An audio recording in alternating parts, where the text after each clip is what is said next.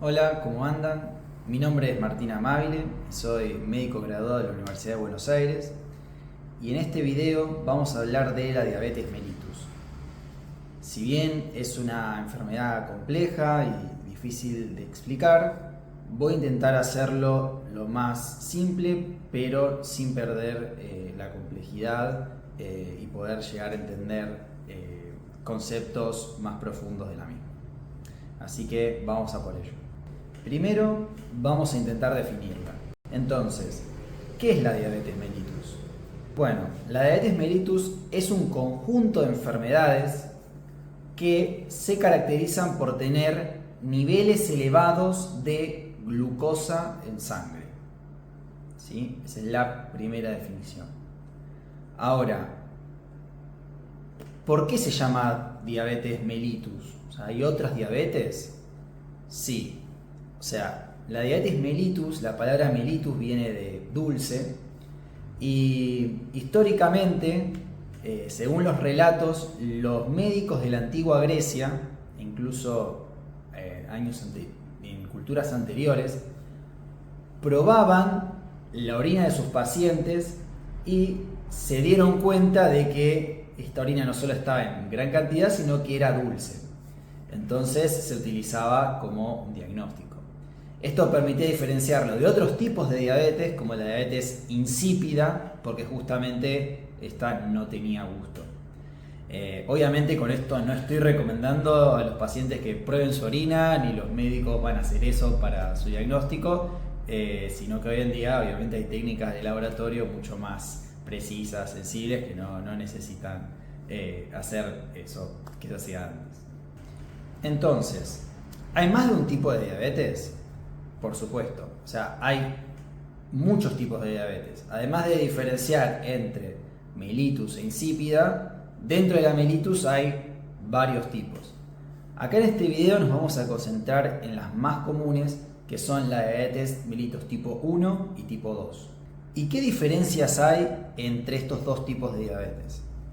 Bueno, por un lado, la diabetes tipo 1 es una enfermedad autoinmune, ¿sí? En el cual se atacan las células que producen insulina y el paciente deja de producir insulina. Entonces, en estos pacientes, por lo general la enfermedad se manifiesta de forma temprana, pacientes jóvenes o incluso adolescentes, y los síntomas aparecen de forma repentina, mientras que la diabetes tipo 2 se caracteriza por tener insulina, el paciente puede producirla, pero el cuerpo no responde adecuadamente a esa insulina. Es como si decidiera no hacer lo que la insulina le pide, ¿sí? Esto se llama o se conoce como resistencia a la insulina, ¿sí? O pérdida de sensibilidad a la insulina. Esto se suele dar en pacientes más añosos y se asocia fuertemente también a la obesidad. Sin embargo, hoy en día también se puede presentar casos de diabetes tipo 2 en pacientes pediátricos, y esto se debe a la epidemia o pandemia de obesidad que existe en todo el mundo y que está afectando a cada vez niños más pequeños. También sumado al sedentarismo, el uso de celulares todo el día, etc. Así que eso es algo que hay que tener en cuenta. ¿Cuáles son las causas o por qué se tienen estos dos tipos de diabetes? Por un lado, recordemos que la diabetes tipo 1 es una enfermedad autoinmune. ¿Qué quiere decir esto? Que tu propio sistema inmune empieza a reconocer a las células que producen la insulina en el páncreas como extrañas. Las empieza a atacar, las mata y el cuerpo se queda sin capacidad de producir insulina. ¿Por qué pasa esto? Bueno, se cree que se asocia muchas veces a una infección viral fuerte que el paciente tuvo, además de una predisposición genética, hace que en algún momento la respuesta inmune que va dirigida hacia el virus se confunde y también se empieza a dirigir hacia las células del páncreas. Por otro lado, la diabetes tipo 2 tiene un componente genético muy importante, ¿sí? Así que si tuviste un padre o una madre con diabetes, es bastante probable que su hijo también lo tenga. Y además tenemos otros factores ambientales como la obesidad, el sedentarismo, tabaquismo, falta de sueño, entre muchas otras. ¿Cómo puedo saber qué tipo de diabetes tengo? Bueno, por un lado, la presentación clínica es bastante diferente. Por lo general, los pacientes con diabetes tipo 1 se presentan con muchos síntomas y de aparición repentina o muy reciente. Mientras que los pacientes con diabetes tipo 2 suelen ser poco sintomáticos al principio o casi básicamente ningún síntoma, y si tuviera síntomas la aparición también suele ser más gradual, ¿sí? También puede ser que se presenten ya con complicaciones crónicas de la diabetes, que vamos a hablar después. Además de la clínica, tenemos otras pruebas de laboratorio que nos pueden ayudar al diagnóstico.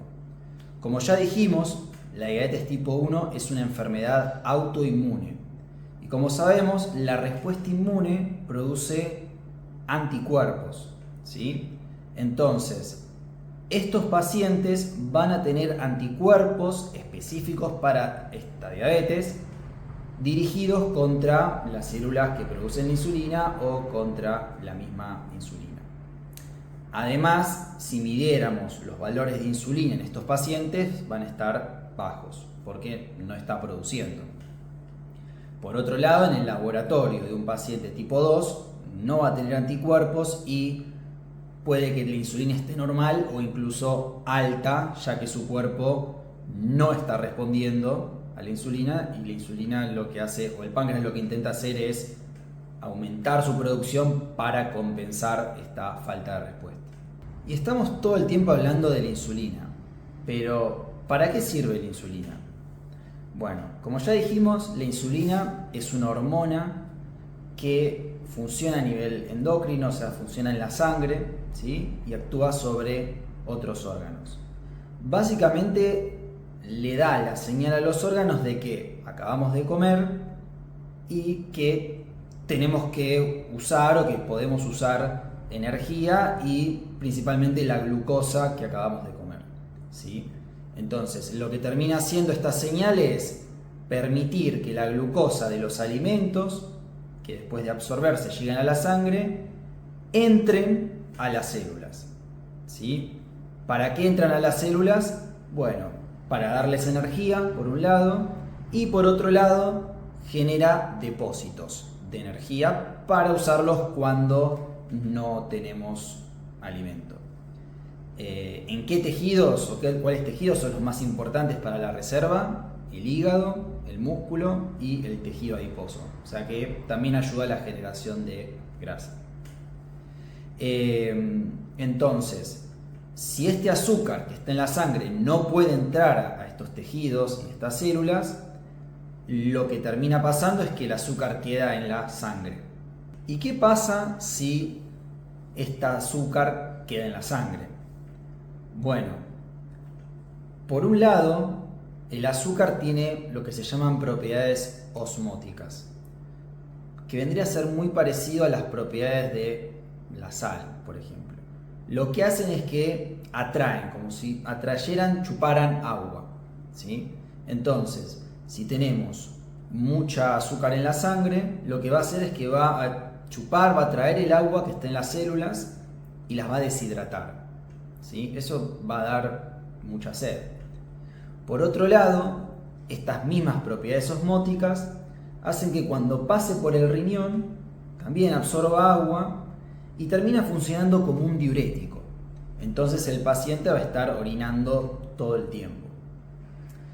Además, algo importante es que este azúcar que queda todo el tiempo en la sangre, lo que va haciendo es pegarse a las proteínas de los vasos, dañándolos. Esto en general ocurre a largo plazo, pero se pega en órganos tales como la retina, los riñones, el corazón. y además también puede atacar algunas células nerviosas, ¿sí? Generando daño a los nervios, o metiéndose adentro del cristalino y produciendo cataratas. Así que es muy importante tener en cuenta que estos últimos daños de lo que estuvimos hablando terminan siendo irreversibles, ¿sí? Así que es importante tenerlo en cuenta. ¿Cuáles son los signos y síntomas de la diabetes? Bueno, tenemos los síntomas clásicos o cardinales, que son los característicos de la diabetes y que lo aprendemos como el acrónimo de las 4 P's. ¿Cuáles son las 4 P's? Son polidipsia, que significa tener mucha sed, poliuria, que es orinar mucho, polifagia, que es comer mucho, y pérdida de peso, que bueno, esa no hace falta explicar. ¿Cuál es la explicación para las 4 P's? Bueno, por un lado dijimos que la función de la insulina era aprovechar eso que comemos para, por un lado, generar depósitos, entre ellos en forma de grasa. O sea que si no estamos almacenando y formando grasa a partir de lo que comemos, es entendible que tengamos pérdida de peso. Y por otro lado, si todo eso que comemos lo estamos perdiendo, ¿sí? Porque queda en la sangre y después se pierde, es también entendible que tengamos hambre porque no le está llegando esa glucosa que comemos a las células.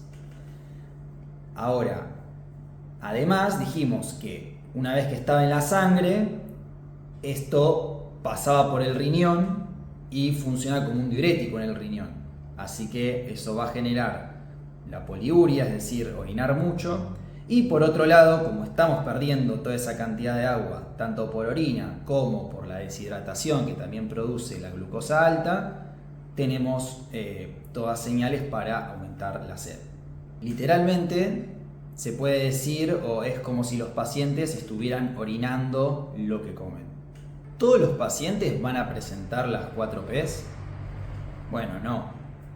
Las 4 P's son muy características en los pacientes con diabetes tipo 1, en el cual en su debut, es decir, en el momento en el cual empieza su enfermedad y empieza con los síntomas, se diagnostican justamente por esto. También pueden aparecer con cuadros incluso más graves, con niveles de glucemia muy altos y otros deterioros en su estado general. Pero para los diabéticos tipo 2 no es tan común esta forma de presentación, sino que suelen tener síntomas leves o incluso aparecer, como ya dijimos, con las complicaciones crónicas, ¿sí? Entonces, por eso es muy importante que se diagnostique a tiempo. Pero, ¿a qué nos referimos cuando hablamos de complicaciones crónicas de la diabetes? Bueno, las complicaciones crónicas se pueden clasificar en 2 tipos: microvasculares y macrovasculares. Las microvasculares afectan los vasos pequeños, ¿sí? Como por ejemplo los que se encuentran en el riñón, en la retina o en los nervios. Esto produce a largo plazo falla renal, ceguera o un tipo de neuropatía que se llama neuropatía periférica. Por otro lado, los macrovasculares son los que se encuentran en los vasos grandes. Por ejemplo, los vasos que se encuentran en el corazón, en el cerebro o en las piernas. Esto explica el aumento en el riesgo de infarto agudo de miocardio, ACV o necrosis en los dedos o en las piernas. Además, existen complicaciones que son una mezcla de estos dos, por ejemplo, la mezcla de macrovascular en las piernas con microvascular a nivel de neuropatía periférica produce un cuadro conocido que se llama pie diabético, en el cual estos pacientes tienen una combinación de úlceras con problemas en la sensibilidad, deformaciones del pie, etc.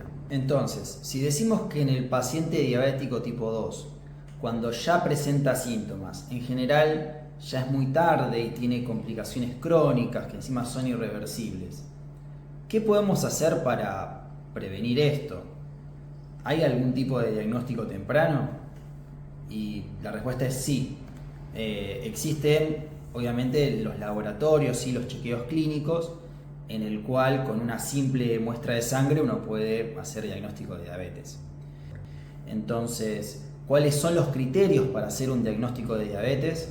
Bueno, se puede determinar de varias maneras. Una de ellas es teniendo dos pruebas de glucosa en sangre en ayuno mayor o igual a 126.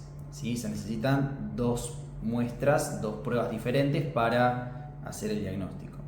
Por otro lado, alcanza con solo una prueba de una glucemia al azar, es decir, en cualquier momento del día el paciente pudo haber comido, que sea igual o mayor a 200 en un paciente que tenga síntomas para hacer el diagnóstico. También en Estados Unidos, acá no tanto ya que hay problemas de estandarización con los laboratorios, se puede hacer el diagnóstico con una prueba que se llama de hemoglobina glicosilada. ¿Sí? Si esta da igual o mayor a 6,5, también se hace diagnóstico. También existe la posibilidad de que un paciente tenga valores que están en el límite, o sea, no están en la normalidad, pero tampoco son diagnóstico. Para pacientes que se encuentran en este rango, con una tolerancia alterada, se llama, de la glucosa en ayunas, se puede hacer una prueba de tolerancia oral a la glucosa. ¿Qué es la prueba de tolerancia oral a la glucosa? Bueno, es una prueba que consiste en, previamente se toma una muestra de sangre en ayuno, ¿sí? Y se corrobora de que no esté en valores ya diagnósticos, ¿sí? Y luego lo que se hace es que al paciente se le suministra 75 gramos de glucosa diluidos en un vaso de agua estandarizado, y lo que se hace es que se le toma otra muestra de sangre 2 horas después de haber tomado ese agua. Si el valor es igual o mayor a 200, también hace diagnóstico de diabetes. Ya hablamos de la importancia de hacer un diagnóstico temprano mediante los chequeos de sangre. ¿Cuándo deberíamos hacernos estos chequeos? Bueno, lo recomendado es que en población general los chequeos empiecen a partir de los 45 años. Sin embargo, con población general nos referimos a población completamente sana. Para pacientes que tienen factores de riesgo para tener diabetes, como por ejemplo tabaquismo, sobrepeso, hipertensión, dislipemias, es decir, colesterol o triglicéridos altos, sedentarismo, antecedentes familiares de diabetes e incluso problemas ginecológicos como el síndrome de ovario poliquístico o problemas en el embarazo como diabetes gestacional, antecedentes de diabetes gestacional, estos pacientes van a tener que empezar a hacerse los chequeos a partir de los 35 años. ¿Qué es la prediabetes?